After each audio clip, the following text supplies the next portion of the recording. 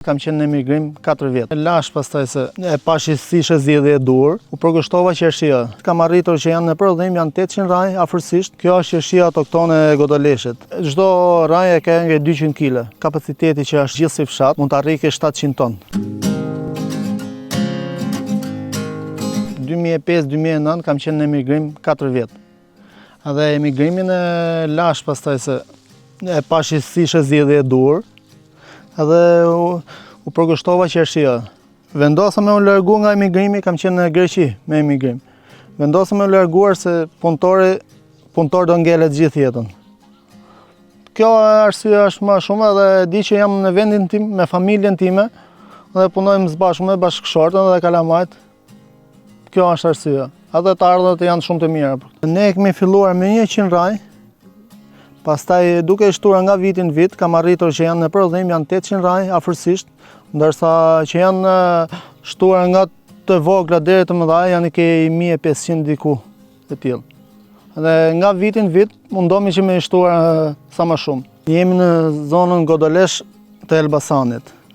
Vendi që është vendi i qershive. Në asnjë vend tjetër nuk bëhet qershia si në këtë vend. Kjo është qershia autoktone e Godoleshit. Kjo nuk bëhet në asnjë vend të Shqipërisë. Është shumë e veçantë. Plus që është që del shumë herët dhe ka favoritetet e veta. Çmimi janë të favorshme. Kjo është që më ka bërë që të jetojmë këtu tash. Punë e vështirë.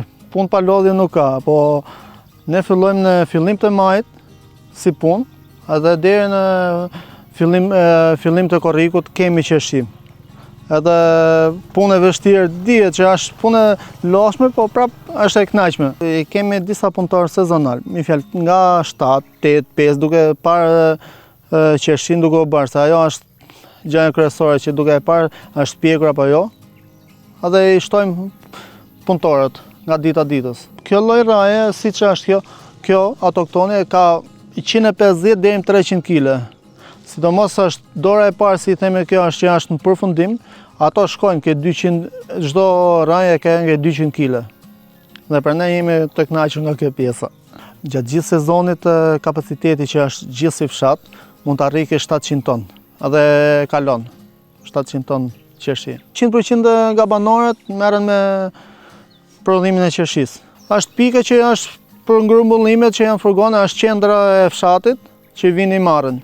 Kjo është dora e dytë, si i themi, kjo e ka dolbasi. Pastaj është dora e tretë që i thonë babiçek, guri, është disa lloj varietetesh. Ndërsa dora e parë i thonë qershi e zezë autoktone, po ajo, këto janë varietetet. Unë mundohem që me arrit në maksimum, po do mundohemi që duke parë dhe punëtorët, po shpresojmë që t'i mbjellëm. Si mjet kam qef që të mbjellë afër 500 deri në 600 raj, sa të kemi mundësinë.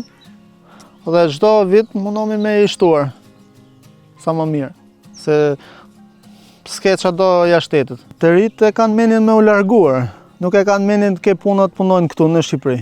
Ndërsa kjo qershia të le mirë, është një rrogë shumë i mirë, më mirë me punuar këtu se sa të ikësh në Korbet. Rroga e mirë është. Që mos largohen, të rrinë në vend të vet. Të punojnë në vend të vet, ajo është gjë e më e mirë për mendimin tim. Si Korbet ngelet. Do jesh larg familjes, çdo gjë. Po, jam i lindër e i rritur këtu me këtë fshat. Kemi pasur mundësitë me ik poshtë, po s'ja vlen. I banueshëm ka qenë ke 800 shtëpi, tash janë ke 250 banor, me fjalë shtëpia. Vazhdimisht çdo ditë nga fillimi i majit deri në fillim korrikut, vazhdojmë çdo ditë sa kemi mundësi.